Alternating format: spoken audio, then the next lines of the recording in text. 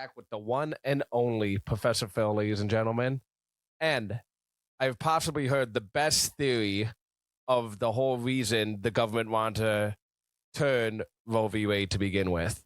And it's an argument I hear from a lot of the pro-choicers, and that's, oh, you guys don't give a shit about the baby when it's actually here. You care about it so much when it's in a cell form and not alive, when it's still a fetus. And then once the actual child gets born, they all stop giving a shit. Yeah. And what recently happened in Houston, can I just 100% backs that theory up. Well, hold on. So I just want to fill everyone in.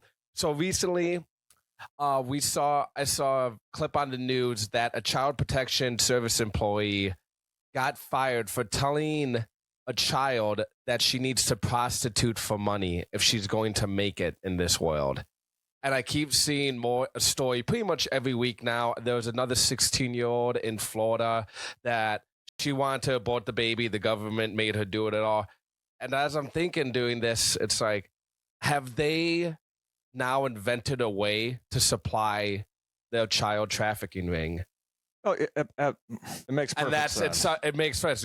Get rid of abortion, so that way all the babies can come. Now you have like 13-year-olds giving babies. They go, you know what? You're not ready to handle that. You're not adult enough right now to raise that kid on your own. So we're gonna take it from you, and then we're gonna put it in some child protector who's gonna tell that kid she has to go do prostitute. Now, once you hear it, it makes perfect sense. It doesn't actually, and it's kind of funny. It's like it's one of those things. It's like, was this shit right in front of our face the whole time?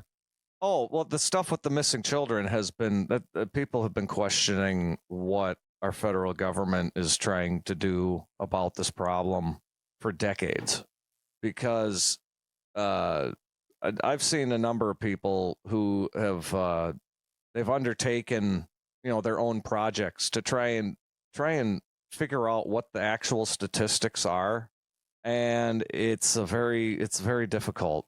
You can do a search for stats and find articles that have numbers in them, but if you look through enough articles and see how the numbers don't agree with each other, and then you go and you look at the methodologies of how these institutions, gather these numbers and what the requirements are in the different states for the reporting and how reliable the data is, it doesn't seem like any of these people really care about any of it, because it's so weird. All of the stuff that you get exposed to on the front line when you start, it's all presented as an attempt to diffuse people's curiosity. They throw these stupid statistics at you. Now, if I told you just out of the blue, not even having previously discussed this, that there are at least 1,000 children who disappear in this country every year who are directly inserted into child sex trafficking rings, would you be disgusted by that? Yeah, I would be disgusted, and I wouldn't be that surprised either. Now that's at 1,000. Now realize that that's a number that pales in comparison to the reality. I would venture to guess that it damn well could be over 100 times that bad, because the statistical inquiries and people's ability to actually put wrap their heads around the numbers that they're able to find doesn't comply in any way with the picture that the frontline coverage of it presents. It's total BS. And the way that this whole Roe v. Wade reversal in the Supreme Court has been covered, that in the same vein. I mean, a lot of states are already forcing women to have babies, like teenagers, birth defects already. They don't care. I mean, how can you force a girl to have her kid and then tell her that she's not ready to have a kid and take it away from her? Well, does that make it? I mean, you're a pretty logical guy. Does that make any sense? You're ready to have this kid, but now when the kid's here, but you're not ready to raise it. Let me give you the framework within which that is not contradictory. It doesn't sound correct on its face just the two of us sitting here across the table from each other. But then understand, I mean, if you don't know what the motivations of the people presenting the content or the policy are, it becomes almost impossible to understand what the substance is of what they're saying. So if you're dealing with a group of people who have basically blanketed the entire country with, positions of authority, elected or appointed or otherwise, just public employees, and they all share this bizarre mentality that basically destroys the innocence of children as soon as possible. Mm-hmm. Their first level is one, abortion. Just the death of an unborn child is paramount to them for some reason.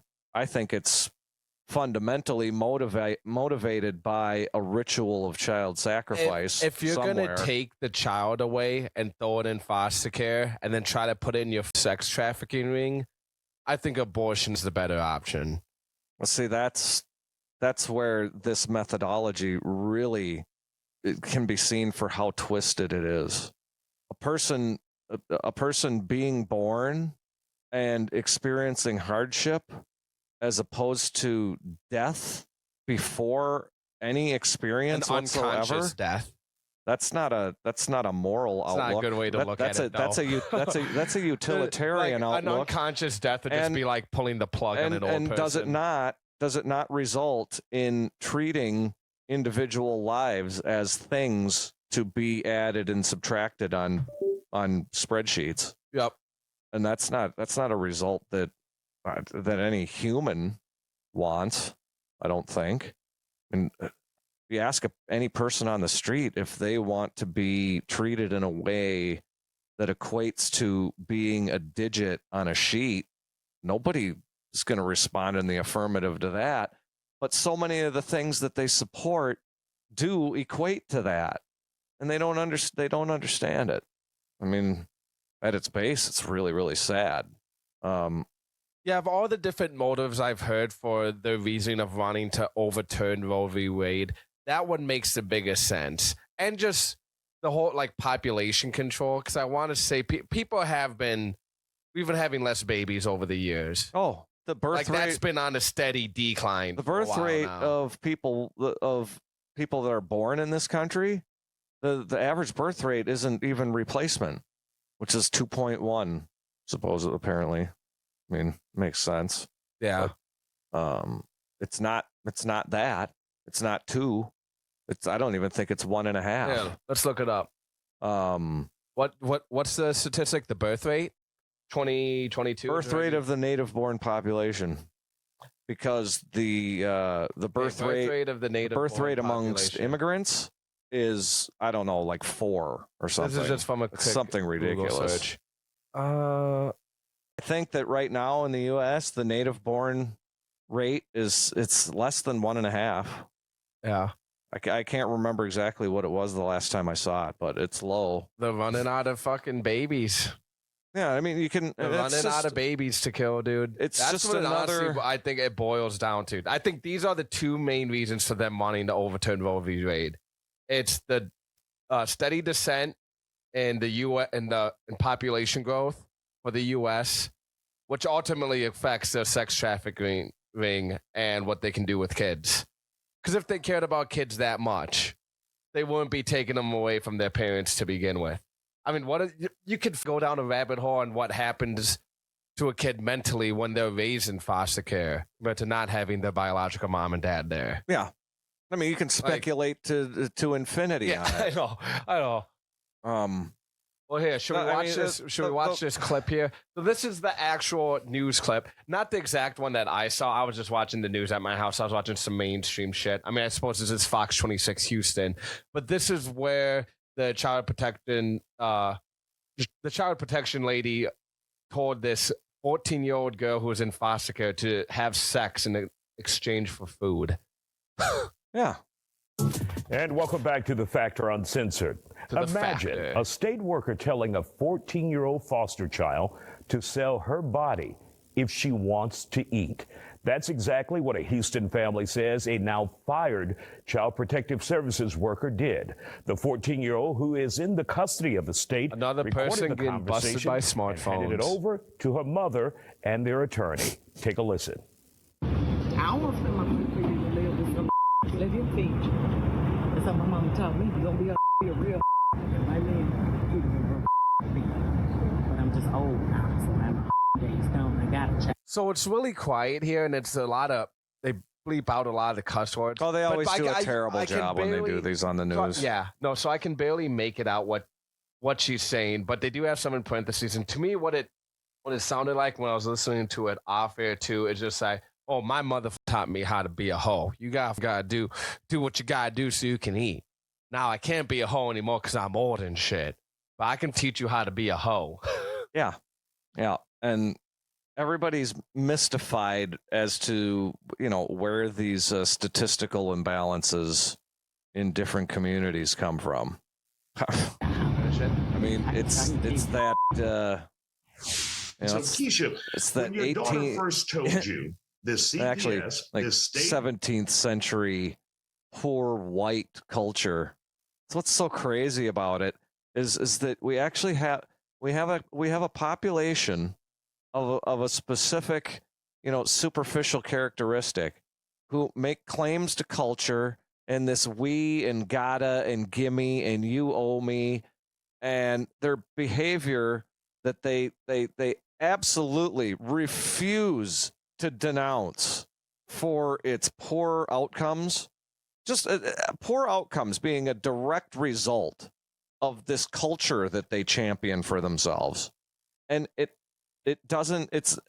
the transition from a poor white population under another political authority and its transplantation onto them as a group as a way to keep them where they are didn't even happen that long ago.